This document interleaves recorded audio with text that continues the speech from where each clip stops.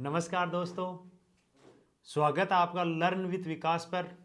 दोस्तों, आज अपन पशु परिचरक की जो फर्स्ट सेकंड थर्ड दिसंबर को एग्ज़ाम होने वाली है उसके बारे में बात करेंगे कि अब लास्ट जो 10 दिन बचे हैं उसमें अपन क्या स्ट्रेटेजी अपनाएं और क्या करें, कौन सी अपन किस प्लानिंग के तहत अपन काम करें जिससे कि अपन मैक्सिमम आउटपुट ले सकें, यानी कि अपन अपना सिलेक्शन ले सकें।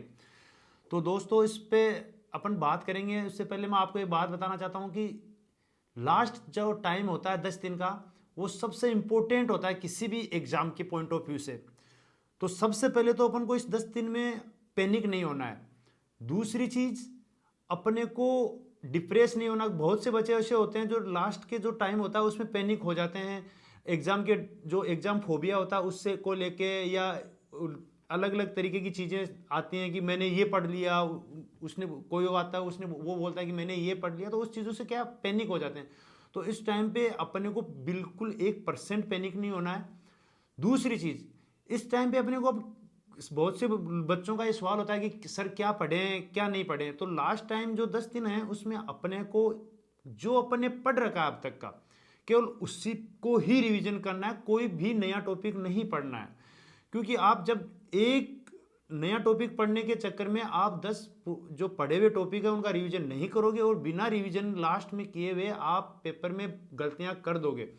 तो इसके लिए अपने को बेसिकली कुछ चीज़ें ध्यान रखनी है। जैसा जिन चीज़ों को मैं फॉलो करता था वो मैं आपको बताऊंगा। अपने पास इसमें इसका जो सिलेबस है उसमें राजस्थान ज्योग्राफी है, आर्ट एंड कल्चर है, हिस्ट्री है, करंट अफेयर है, साइंस है और मैथ्स है, और इसके अलावा जो आपका पशुपालक वाला जो है वो है।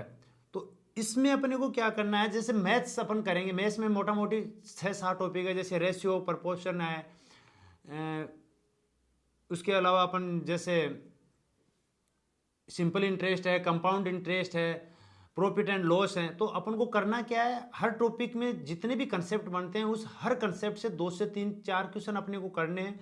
उसके बाद उस टॉपिक के जो प्रीवियस ईयर क्वेश्चन है तो वो करने। तो उसमें क्या होगा कि आपका लगभग 1-1.25 घंटे में आपका टॉपिक कंप्लीट हो जाएगा।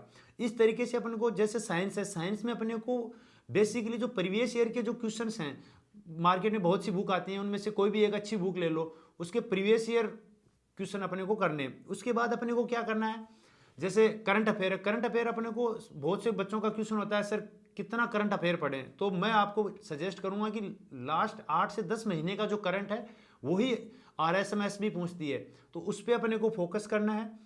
उसके बाद जैसे आप जैसे आर्ट एंड कल्चर और राजस्थान हिस्ट्री है, तो हिस्ट्री में बच्चे क्या करते हैं, जो राजवंश वाला जो पार्ट होता है ना उसमें अपना पूरा फोकस कर देते हैं। बच्चों, स्मार्ट स्टडी आपको करनी होती है उसमें। अब जैसे राजस्थान आप हिस्ट्री पढ़ोगे तो उसमें जैसे 1857 की क्रांति हो गई, एकीकरण हो गया, उसके अलावा जैसे आंदोलन हो गए, जनजातीय आंदोलन हो गए।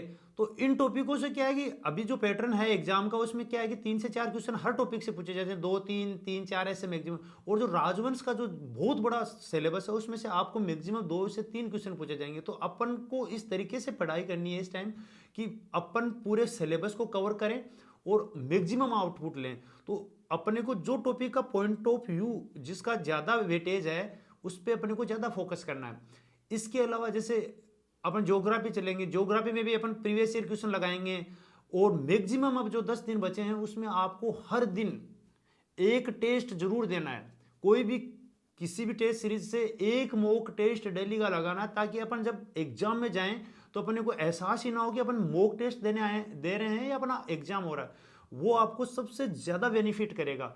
आप ये इस मेरी बात पे यकीन मानना, मॉक टेस्ट जितने ज्यादा आप लगाओगे आपकी तैयारी उतनी ही बेहतर होगी। आप ज़्यादा से ज़्यादा मॉक टेस्ट लगाओ और उसका एनालिसिस करो। आपको जो टॉपिक ऐसा लगे कि ये टॉपिक मेरा कमज़ोर है उसको जाके आप फिर से स्टडी करो। तो इस तरीके की एक स्ट्रेटेजी आप अपनाना है, पैनिक होना नहीं है। एग्जाम में जब आप जाओ तो कूल माइंड के साथ जाना। जब भी एग्जाम हॉल में, आप बच्चों की क्या दिक्कत होती है, जब एग्जाम हॉल में घुसते हैं तो उसके बाद हार्ट बीट बढ़ जाती है, बॉडी वाइब्रेट करने लग जाती है। तो ऐसा कुछ नहीं करना।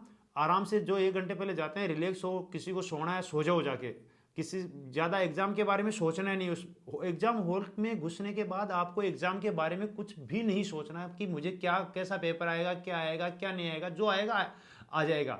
उसके बाद आप रिलैक्स होकर पेपर करना और बहुत अच्छा रिजल्ट आपका आएगा। आपको बेस्ट ऑफ लक और जुड़े रहिए मेरे साथ। धन्यवाद। जय हिंद, जय भारत।